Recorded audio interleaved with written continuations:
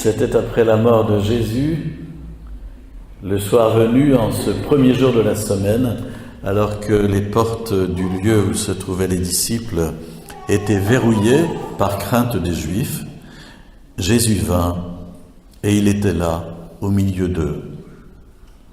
Il leur dit : « La paix soit avec vous. » Après cette parole, il leur montra ses mains et son côté. Les disciples furent remplis de joie en voyant le Seigneur. Jésus leur dit de nouveau : « La paix soit avec vous. De même que le Père m'a envoyé, moi aussi je vous envoie. » Ayant ainsi parlé, il souffla sur eux et leur dit : « Recevez l'Esprit Saint. À qui vous remettrez ses péchés, ils seront remis. À qui vous maintiendrez ses péchés, ils seront maintenus. » Or, l'un des 12, Thomas, appelé Didyme, c'est-à-dire jumeau, n'était pas avec eux quand Jésus était venu. Les autres disciples lui disaient : « Nous avons vu le Seigneur. » Mais il leur déclara : « Si je ne vois pas dans ses mains la marque des clous, si je ne mets pas mon doigt dans la marque des clous, si je ne mets pas la main dans son côté, non, je ne croirai pas. » 8 jours plus tard, les disciples se trouvaient de nouveau dans la maison et Thomas était avec eux. Jésus vient alors que les portes étaient verrouillées et il était là au milieu d'eux. Il dit : « La paix soit avec vous. » Puis il dit à Thomas : « Avance ton doigt ici et vois mes mains. Avance ta main et mets-la dans mon côté. Cesse d'être incrédule, sois croyant. » Alors Thomas lui dit : « Mon Seigneur et mon Dieu. » Jésus lui dit : « Parce que tu m'as vu, tu crois ? Heureux ceux qui croient sans avoir vu. » Il y a encore beaucoup d'autres signes que Jésus a faits en présence des disciples et qui ne sont pas écrits dans ce livre, mais ceux-là ont été écrits pour que vous croyiez que Jésus est le Christ, le Fils de Dieu, et pour qu'en croyant, vous ayez la vie en son nom. Que nous entendons systématiquement le deuxième dimanche de Pâques. C'est toujours le même pour les 3 années. La première et deuxième lecture sont différentes, mais l'évangile est identique. C'est dire que pour l'Église, c'est un passage de l'Écriture qui est important, puisqu'elle a voulu ne pas le changer et nous le faire entendre tous les ans. Cet évangile nous montre une double apparition de Jésus ressuscité à 8 jours d'intervalle, comme vous avez entendu. La première fois, ils ne sont que 10, puisqu'il manque Thomas, et la seconde fois, ils sont là tous les 11. Et la seconde s'adresse plus particulièrement à Thomas, dont on nous dit qu'il a un surnom, Didyme, jumeau, et comment dire, ça fait un petit peu écho on a l'air de nous dire que c'est notre jumeau, ou que nous sommes son jumeau, et qu'il y a toujours en nous une façon de réagir qui consiste à ne pas vouloir adhérer à Jésus avant de l'avoir fait passer à la moulinette de nos circonvolutions cérébrales ou de notre expérience sensible. La réaction de Thomas, c'est de dire : si je ne vois pas dans ses mains la marque des clous, si je ne mets pas mon doigt dans la marque des clous. Et vous avez un peintre français qui s'appelle le Caravage qui a fait un très beau tableau de Thomas où on voit le doigt de Thomas qui s'avance dans la blessure du cœur du Christ. Je l'ai mis sur le site de la paroisse, je vais regarder, c'est particulièrement expressif.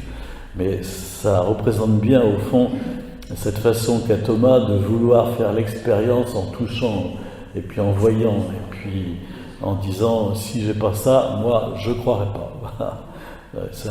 C'est peut-être un peu court comme raisonnement, comme façon de se situer, mais c'est aussi une façon de se situer de beaucoup de personnes qui sont autour de nous, qui disent « moi, Dieu, je ne connais pas, parce que j'ai pas vu », et puis voilà, et qui s'arrêtent là en demandant que ça puisse leur sauter au visage et qu'ainsi ils puissent alors être forcés à admettre que Jésus est ressuscité, par exemple.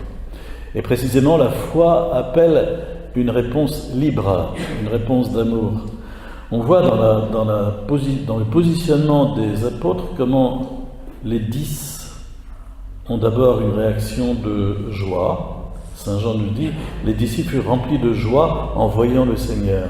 Voilà, c'est la première réaction lors de la première apparition. Et puis, il y a une autre réaction qui est celle de Thomas, qui consiste à vouloir passer par l'expérience sensible ou la réflexion intellectuelle, comme on le ferait aujourd'hui. Et Jésus ne va pas condamner cette approche, il va même s'y prêter. Et peut-être que là, nous avons à regarder de plus près ce qui se passe. Jésus donne une seconde apparition de sa présence, et Jésus va dire à Thomas, avance ton doigt ici, vois mes mains, avance ta main. Vous avez remarqué 2 fois le mot avance. Jésus l'invite à toucher peut-être, en tout cas avance. Jésus aurait pu dire touche, il dit avance. C'est-à-dire au fond, va plus loin dans ton approche de ma résurrection, va plus loin, cesse d'être incrédule. C'est-à-dire que Jésus considère que la façon de Thomas de se situer, c'est l'incrédulité, c'est pas la foi. Vouloir avoir une expérience sensible, c'est rester bien en deçà de la foi. Et donc ne pas encore aboutir au contact avec Jésus. Cesse d'être incrédule, sois croyant. Mais Jésus ne condamne pas, et il s'y prête. C'est ça qui est assez stupéfiant et assez étonnant dans cet épisode, et qui pour nous doit être un peu un guide par rapport à nos contacts avec des personnes tout alentour de nous, ne pas condamner le positionnement des gens, l'accueillir et faire un bout de chemin avec eux et leur donner d'aller plus loin, avance.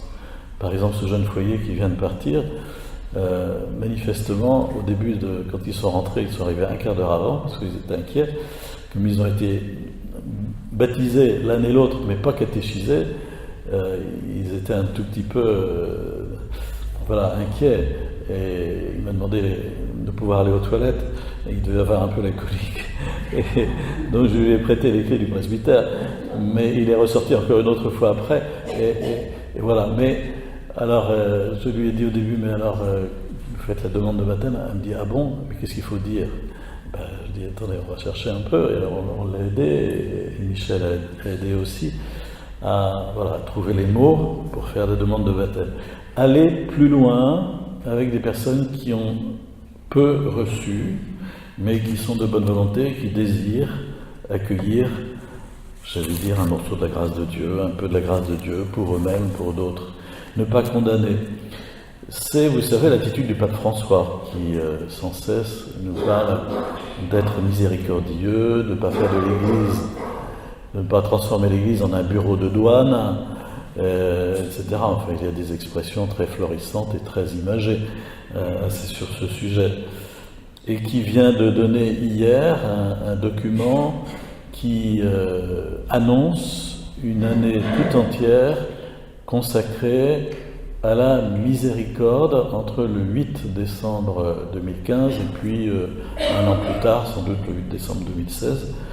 Une année tout entière consacrée à vivre des démarches et des attitudes de miséricorde, de bonté, d'accueil, à la fois les uns par rapport aux autres, et puis vis-à-vis de Dieu, en accueillant sa bonté, sa miséricorde. Et il a voulu annoncer cette ouverture de l'année consacrée à la miséricorde ce dimanche-ci, qui est le dimanche de la miséricorde. En effet, l'Église considère que Jésus, vis-à-vis de Thomas, a été miséricordieux, précisément, au lieu de le repousser en lui disant espèce de malcroyant, tu sais pas, regarde donc les 10 autres. Jésus a été le chercher jusque dans son incrédulité et lui a dit, mais maintenant, cesse d'être incrédule et sois croyant. On pourrait rapprocher d'ailleurs cette parole de celle que Jésus a adressée à la femme adultère. Ne pêche plus, va et ne pêche plus. Il y avait les deux choses, quoi. Ici, cesse d'être incrédule, sois croyant. Donc Jésus appelle à avancer, à aller plus loin, et Thomas va avoir alors ce cri du cœur, cet acte de foi qu'il va exprimer à travers 2 mots, Seigneur et Dieu, mon Seigneur et mon Dieu. Reconnaître que Jésus est Seigneur, qu'il est donc Seigneur de sa vie, Seigneur du monde, donc qu'il est Dieu, et c'est pourquoi il ajoute « et mon Dieu », qui était le nom de Dieu de l'Ancien Testament. Mais voilà, maintenant il considère que c'est bien Jésus, et donc que Jésus est ressuscité, évidemment, puisqu'il l'a vu, il sait bien qu'il a été crucifié et qu'il est mort. Donc il accueille la résurrection de Jésus en professant la divinité du Christ. La divinité du Christ. Croire que Jésus est ressuscité, c'est identiquement affirmer qu'il est Dieu. Et Jésus va nous lancer, à chacun de nous et à toute l'humanité, cette béatitude et cette interpellation. Parce que tu m'as vu, tu crois. Heureux ceux qui croient sans avoir vu. Heureux ceux qui croient sans avoir vu. On appelle cela une béatitude parce que ça commence par les mots heureux, bienheureux. Heureux ceux qui croient sans avoir vu. Autrement dit, la foi, c'est au-delà de la vision. La foi n'a pas besoin de la vision. Et cependant, quand nous serons arrivés au ciel, nous aurons la vision et nous n'aurons plus besoin de la foi. C'est très paradoxal. Sur la terre, nous n'avons pas la vision et nous marchons par la foi, en croyant et en espérant quelque chose que nous ne voyons pas. Et une fois arrivés devant Dieu, nous aurons la vision de sa divinité et nous n'aurons plus besoin de la foi, puisque par définition, la foi, c'est un mode de connaissance obscur. C'est un mode de connaissance pour une réalité que nous ne pouvons pas appréhender ni par les sens, ni par l'intelligence. Alors nous aspirons évidemment à la vision. C'est d'ailleurs peut-être une des raisons qui font difficulté pour croire, c'est qu'il y a en nous cette aspiration naturelle à la vision de Dieu, et accepter de croire sans voir, ça nous semble quelque part une sorte d'amputation, quelque chose d'anormal et de difficile, et précisément c'est difficile, mais en même temps c'est la condition d'une relation d'amour, c'est-à-dire qui respecte la liberté. Jésus ne s'impose jamais, et donc il attend notre acte libre d'adhésion. Puissions-nous le faire, le donner, et puissions-nous aider d'autres personnes autour de nous à donner cette adhésion libre à Jésus. Je terminerai en vous invitant à faire un petit exercice. Allez donc sur le site de la paroisse, paroisse-saint-aubin.fr, et puis essayez de trouver dans la partie qui relève du diocèse un lien qui mène à un album photo des 5 baptêmes d'adultes qui ont été vécus à Sablé en la nuit pascale, en la veillée pascale. Le Père Mézières, qui est curé de Sablé, je connais bien, m'a envoyé ce lien. Il y a 250 photos. C'est très très intéressant de regarder des adultes en train d'être baptisés, de recevoir l'onction d'huile, le vêtement blanc, la lumière, et de vivre, c'est très émouvant, c'est très étonnant, de voir ce passage à la foi en Jésus, ce passage par la résurrection de Jésus, et qui leur donne vie dans une démarche mûrement réfléchie et mûrement libre, on le sent bien précisément.